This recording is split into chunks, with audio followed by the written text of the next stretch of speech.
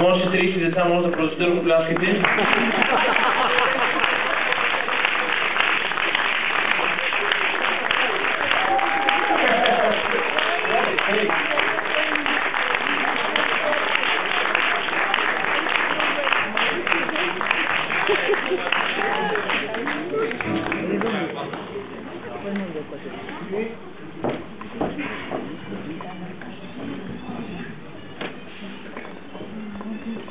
Здравейте, малки, големи и още по-големи момичета и момчета.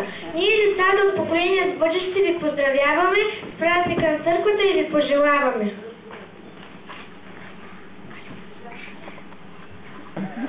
Да сте здрави, много благословени от Господ Исус.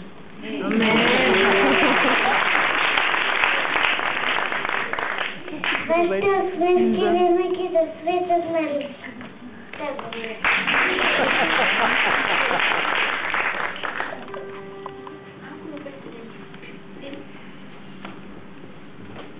Повече да се радвате, защото радостта в Господа ни прави силни.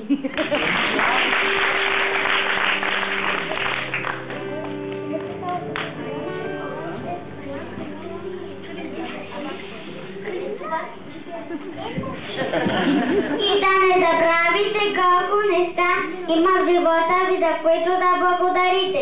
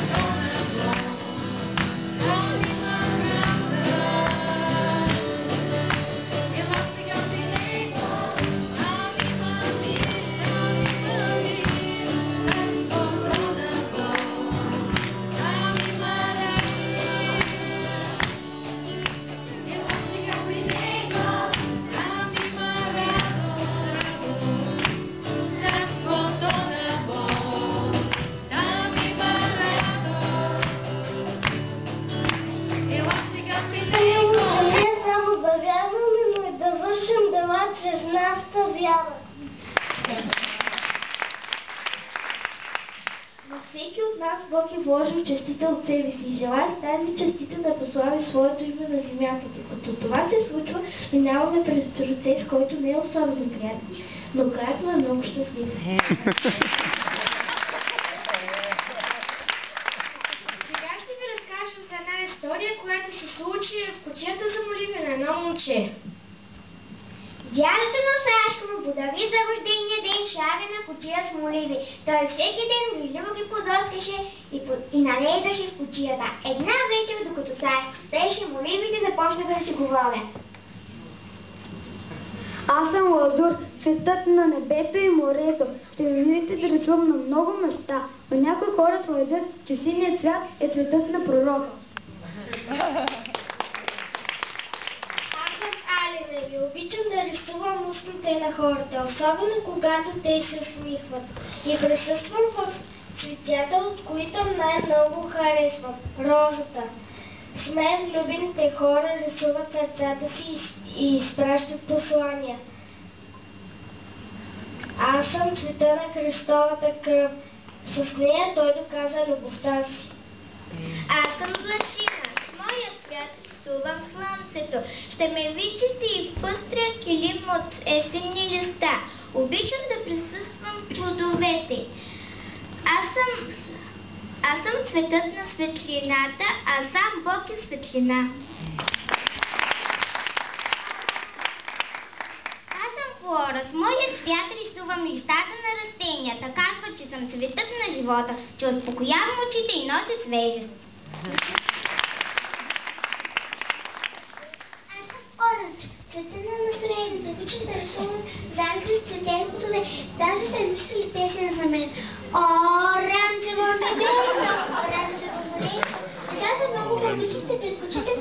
и да носят плочки.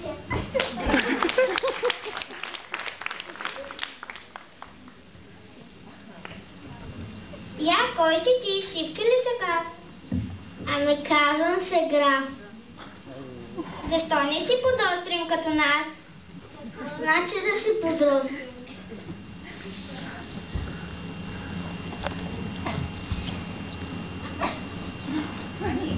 Всеки от нас преди да бъде подострен е бил като теб, равен.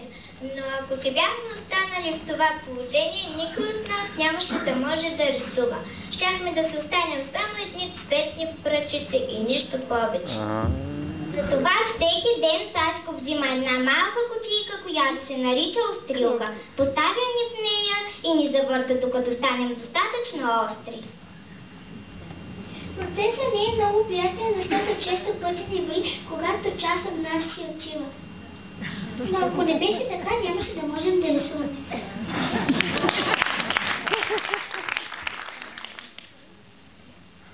Вие сте толкова шарени и красиви, а от мен какво може да се нарисува?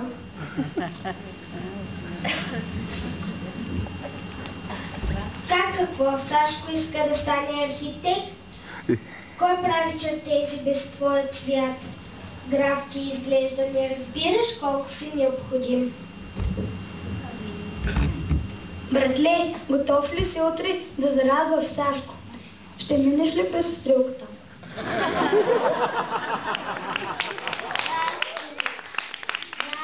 Ще мина. Ще направя, ще дам всичко от себе си за Сашко.